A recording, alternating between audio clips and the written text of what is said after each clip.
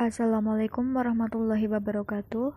Perkenalkan, kami dari kelompok 5 bimbingan konseling dari Prodi PAI semester 5 kelas F yang beranggotakan yang pertama Umi Nikmah, yang kedua saya sendiri Hafidzoh Nurul Hidayah, dan yang ketiga Nadia Wardatul Muna. Selanjutnya, kami akan menjelaskan data dalam pelayanan bimbingan dan konseling. Adapun materi pembahasan, yang pertama, jenis-jenis data yang dibutuhkan dalam pelayanan bimbingan konseling.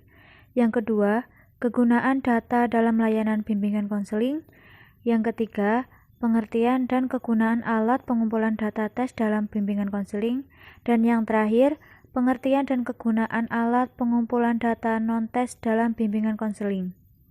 Adapun pembahasan yang pertama yaitu jenis-jenis data yang dibutuhkan dalam pelayanan bimbingan konseling. Pada dasarnya, data ada dua jenis. Data yang perlu dikumpulkan dalam pelayanan bimbingan konseling yang efektif dan efisien yaitu yang pertama, data pribadi. Data pribadi adalah berupa data perorangan, yaitu yang dikumpulkan dari masing-masing peserta didik. Dari data pribadi dapat diperoleh pemahaman tentang keunikan pribadi masing-masing peserta didik. Yang kedua, data lingkungan. Data lingkungan ini berguna sebagai informasi dan penjelasan kepada para peserta didik. Selain itu, diperlukan untuk membantu peserta didik dalam proses penyesuaian.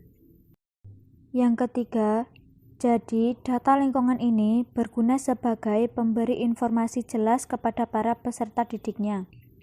Adapun yang keempat, di bawah ini ada sumber data langsung sampai ke sumber data yang tidak langsung yaitu A. Sumber data yang paling awal, B.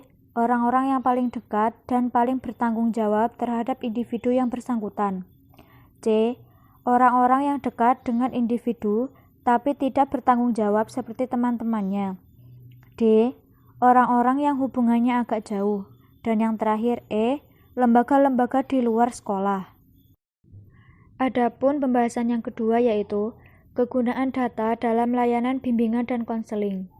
Menurut Winkel dan Hastuti, data dalam layanan bimbingan dan konseling memiliki 4 manfaat yang akan menunjang layanan bimbingan dan konseling. Winkel dan Hastuti membagi keempat manfaat tersebut menjadi 2, yaitu manfaat untuk konselor dan manfaat untuk konseli atau klien. Keempat manfaat itu yaitu yang pertama, untuk konselor. Data dapat digunakan sebagai sarana memperoleh informasi lebih serta lebih lengkap tentang berbagai aspek dari pribadi konseli, sehingga konselor diharapkan dapat memberikan layanan yang optimal. Data dapat digunakan untuk mengetahui apakah kompetensi konselor mampu dan cukup berwenang dalam memberikan pelayanan kepada konseli dengan inti permasalahan yang telah diketahui.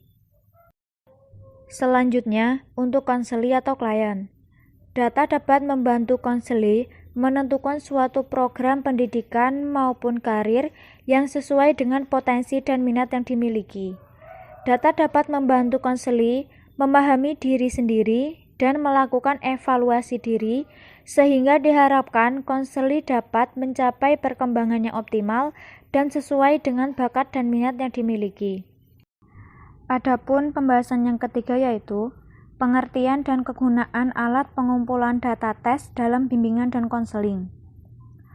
Tes merupakan prosedur untuk mengungkapkan tingkah laku seseorang dan menggambarkan dalam bentuk skala angka atau klasifikasi tertentu.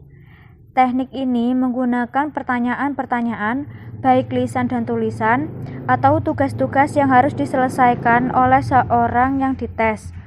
Berikut beberapa tes yang digunakan dalam layanan bimbingan dan konseling. A. Tes hasil belajar atau achievement test. B. Tes bakat dan tes minat. C. Tes kepribadian. Dan yang D. Tes inteligensi.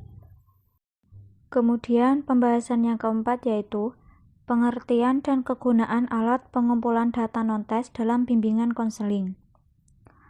Teknik tes dan non-tes bekerja saling melengkapi dan terkadang data yang sama dapat dikumpulkan melalui dua teknik ini.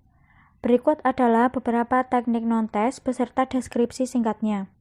Yang pertama, angkat atau kuesioner. Angkat atau kuesioner memuat beberapa pertanyaan yang harus dijawab siswa secara tertulis. Berdasarkan orang yang mengisi, angkat dibedakan menjadi dua, yaitu angkat langsung dan angkat tidak langsung. Yang kedua, wawancara. Teknik wawancara mengharuskan siswa menjawab pertanyaan-pertanyaan secara lisan. Teknik ini menurut komunikasi langsung, sehingga konselor dan siswa harus bertatap muka. Yang ketiga yaitu observasi. Teknik ini dilakukan dengan mengadakan pengamatan secara seksama, baik secara langsung maupun tidak langsung, terhadap berbagai aktivitas siswa di lingkungan sekolah maupun di luar lingkungan sekolah.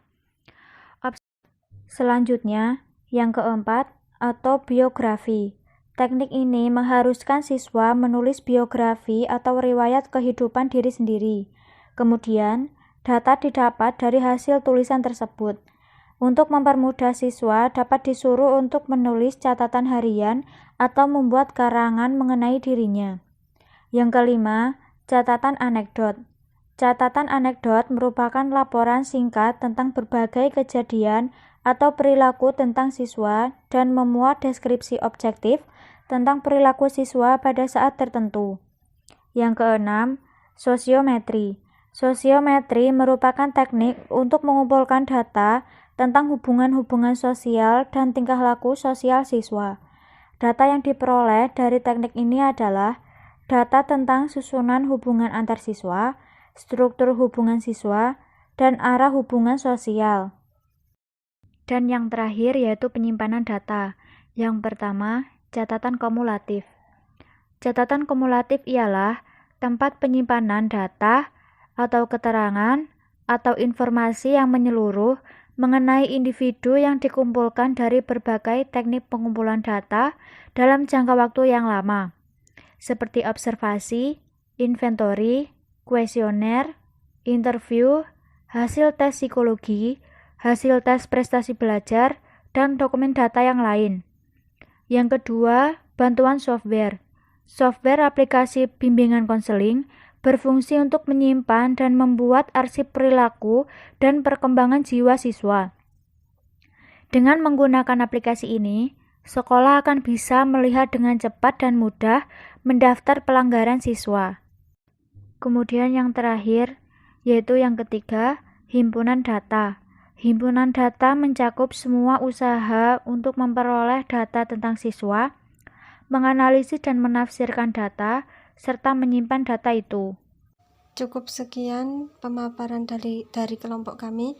Apabila ada salah-salah kata, saya dan teman-teman memohon maaf. Wabillahi taufiq wal hidayah. Wassalamualaikum warahmatullahi wabarakatuh. Terima kasih.